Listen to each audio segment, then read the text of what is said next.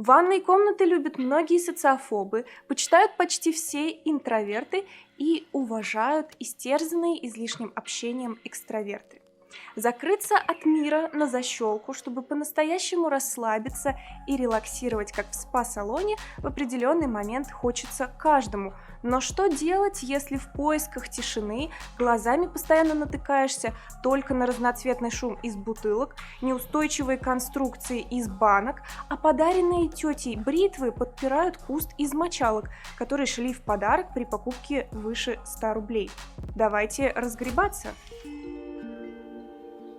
Многие из нас, покалеченных этой жизнью людей, воспринимают ванную комнату в первую очередь как склад бытовой химии, зайдя в который, переступая через пакеты с порошком снизу и уворачиваясь от капающих носков сверху, можно скукоженно сесть в какой-нибудь уголочек и аккуратненько, чтобы ничего не уронить сзади и сбоку, побрызгаться водой. Мало кто воспринимает ванну как место для отдыха, а некоторые вообще такого даже помыслить не могли. Сначала должна быть прединтерьерная подготовка, работа с умом. Нужно серьезно поговорить с самим собой и объяснить себе, что коллекция из просроченных шампуней, прихваченных флакончиков из отелей, накопленных пробников кондиционеров из журналов, подаренных бомбочек для ванн, ручного мыла от тетушек, которые недавно увлеклись мыловарением, все это не приносит никакого счастья и изобилия. Если раздражает запах геля для душа, не надо ждать знака судьбы, чтобы его выкинуть.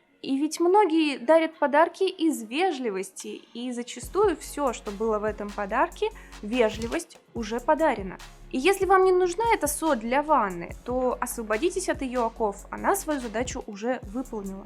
Вообще, почему наведение порядка в доме – это такой мощнейший инструмент? Почему уборкой можно помочь человеку, у которого есть психологические трудности? Некоторые, чувствуя тревогу, например, от новостей, пытаются убраться дома и тем самым спасаются и успокаиваются. Вы наверняка слышали вот эту знакомую фразу «порядок в доме, порядок в голове». Я в отрочестве была уверена, что хоть дома все должно быть более-менее чисто, но на столе допустим творческий беспорядок. Я же тут творю, например, рисую. Но нет. Любой бардак – это на самом деле дополнительный расход энергии. И если повсюду будет захламленность и бардак, наша психическая энергия будет расплескиваться, как через дуршлаг. И надо будет постоянно помнить, где все вот эти вот объекты примерно валяются. И тогда оперативная память мозга перегружается, и в конце концов, если вы живете среди хлама постоянно, то вас может вывести из себя даже писк микроволновки. Если вы это однажды осознали, вы уже, как говорится, больше не сможете это развидеть. Это вопрос контроля пространства. В бардаке надо контролировать гораздо больше предметов. И именно поэтому во всех культурах мозг человека сам себе придумал это странное занятие – наводить порядок. Так он экономит энергию, а еще контролирует то, что в действительности может контролировать – свою территорию, а не глобальные события. Ну и вообще, вдруг в этой груди бутылок растут и крепнут агрессивно настроенные барабашки, выжидая момента, чтобы напасть. Откуда вам знать, если вы годами там ничего не разгребаете? А вот разгребли и спите спокойно. Первое, что приходит в голову страждущему от обилия флакончиков, это диспенсеры. Кажется, что можно себе купить кучу таких, и вот разноцветный шум исчез, одинаковый форм-фактор и покой в душе. Этот способ действительно может многим помочь. Есть очень много красивых диспенсеров. Есть диспенсеры с настенным креплением, которым не требуется полка или горизонталь. Есть диспенсеры, которые представляют из себя батарею флаконов с возможностью добавления или удаления емкости.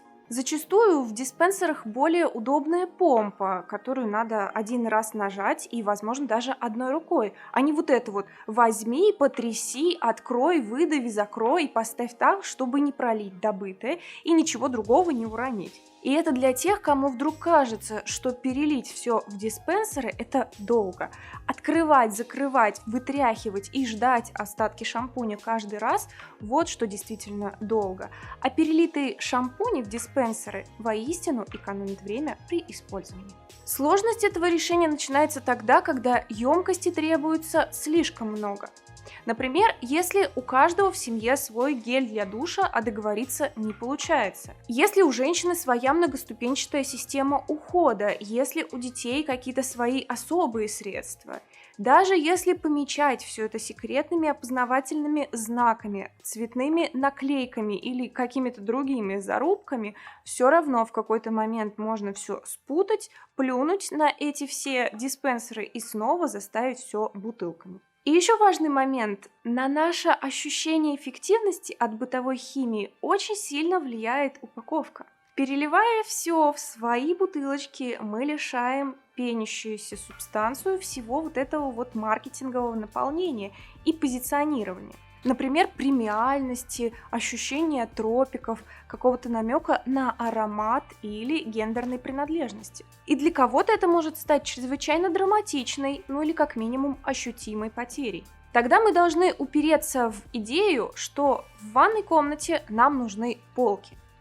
Но чтобы это все смотрелось упорядоченно, а не порождало дополнительный шум и только размазывало бардак по вертикали, полки не должны представлять из себя простейшую горизонталь, а они должны сами по себе быть геометричным объектом, который спрячет и сгруппирует в себе все баночки-скляночки. То есть у полки с фронтального вида должна быть четкая и читаемая геометрия.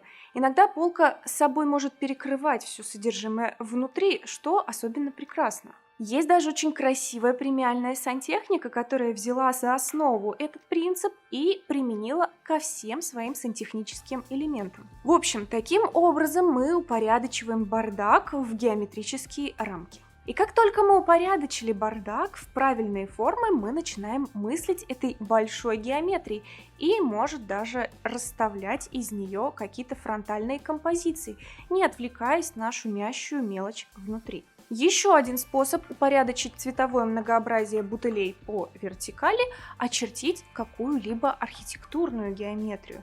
Для максимального спокойствия души такие ниши хорошо бы еще закрывать фасадами, но иногда это может быть невозможно. Например, ниша может быть в душевой. Тогда для цветастого шума бутылочек формируется отдельная ниша, желательно со своим видом плитки. Чпоньк, и весь бардак заведен в очерченные рамки.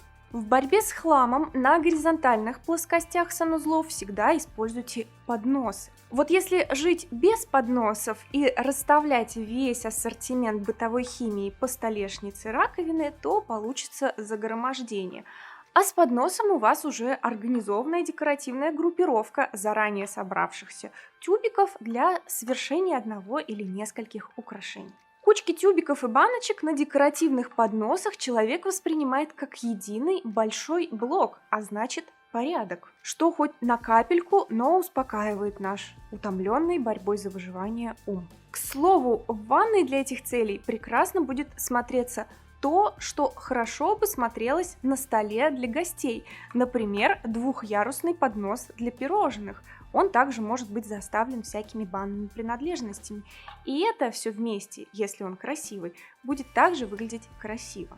В общем, у вас может быть даже открытое хранение и даже цветовой бардак, но придайте ему форму, очертите границы этого бардака, и он упорядочится. Теперь более фундаментальное решение.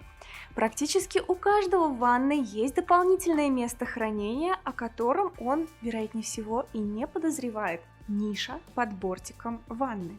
Туда можно встроить экран для ванны с полками для хранения, как в строительном или мебельном исполнении под индивидуальные размеры, так и приобрести готовые экраны с полками. Одно желательно в этом варианте, чтобы полки закрывались фасадами, но есть варианты и с открытыми полками. Это когда либо некуда открывать, либо некогда открывать. В ванной еще прекрасны выдвижные ящики под раковиной. Чтобы максимизировать места хранения, ящики начинают практически сразу от мойки вниз, делая небольшой вырез для сифона.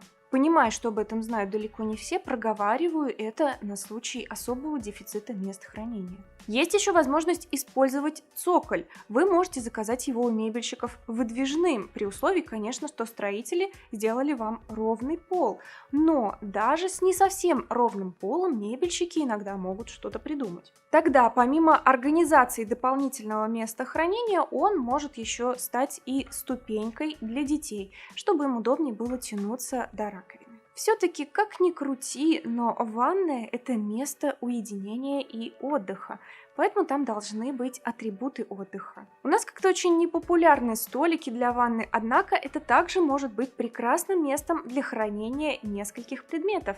Туда удобно ставить баночки с масками, чашечку с чаем, книжечку положить или телефон. Разумеется, без зарядки. Никогда не берите с собой в ванную зарядку. Там же можно свечку ароматическую зажечь, если вы их любите, хотя мне вот, например, нравятся больше электронные. А с такой атмосферой, знаете ли, усталый мозг быстро будет восстанавливаться. В общем, если вы начали пользоваться такими столиками для ванны, вы уже, скорее всего, никогда не перестанете их использовать. Но, к слову, без всяких там свечей в ванной все равно лучше предусмотреть какой-нибудь приглушенный источник света, например, светодиодную ленту в нише со скрытым источником света длиной не более 2 метров и самого теплого оттенка, как свет свечи, 2500, 2800 до 3000 кельвинов. И заметьте, не контурную подсветку, с контурной у вас будет практически общее освещение. Ну или хотя бы организовать такую подсветку у зеркала. Таким образом, даже если сейчас интерьер в ванной вас не радует и не расслабляет, расслабляющий полумрак создаст ощущение покоя и спа. Если места достаточно, то прекрасно будут смотреться приставные столики к ванной и желательно многоэтажные, если у вас много бутылей. Этажерки, кстати, тоже создают отличный геометрический контур и упорядочивают бардак. И они, к слову, бывают и в виде лесенок. Но такое чаще всего возможно, если вы смогли все-таки изгнать стиральную машинку из ванны. Ну или хотя бы пристыдить ее и поставить за дверцей шкафа. Я уже говорила, что стиральную машинку можно затолкать под раковину, но на всякий случай проговорю это еще и тут. Для такого мероприятия потребуется раковина с косым сливом, а потом шкафчики на заказ все это могут закрыть. Но вообще вы помните, что стиральные машинки в принципе можно размещать и в других местах, в том числе и на нежилых площадях коридоров, кладовых и гардеробных. Там им, конечно, будет лучше и вам удобнее всю бытовую химию хранить рядом с ними. Это уже частично разгружает ванную от всяких порошков, отбеливателей и прочих бытовых увеселений. Над унитазом очень часто можно встретить подходящее место для хранения. Можно установить там ниши или аккуратные шкафчики. Запомните, самое лучшее хранение – это встроенное в архитектуру помещение, а значит продуманное заранее. В американских интерьерах часто можно встретить вот такие вот надунитазные этажерки.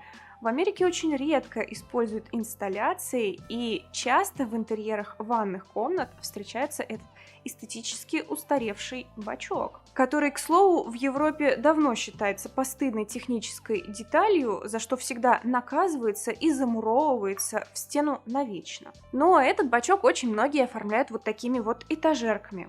В общем, что вам нужно понять? Молиться на американские интерьеры и на их решение не нужно, однако если у вас унитаз с открытым бачком и место над ним имеется, вы можете его использовать еще и так. Либо еще я встречала такие узкие этажерки и узкие хранения, но нужно, чтобы они сами по себе выглядели прилично. Если вы возьмете зеленопластиковую этажерку из магазина все по 20, то она будет портить, конечно, любой интерьер.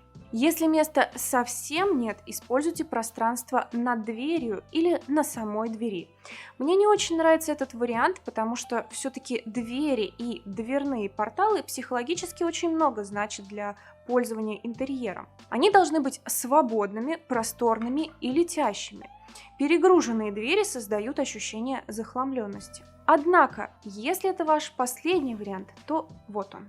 А если вы хотите погрузиться в тему создания гармоничного визуального образа интерьера, в тему стилей интерьера, их гармоничного смешения, эклектики, декорирования, выработки собственного стиля и разобраться в правилах создания красивого и целостного интерьера на профессиональном уровне, то обратите внимание на курс ПРО по ссылке в описании. Делитесь этим роликом с тем, кому хотите помочь с расхламлением ванны, поддержите его лайком, подписывайтесь на канал и обязательно включайте колокольчик, чтобы получать уведомления о новых полезных видео. Всем дизайн!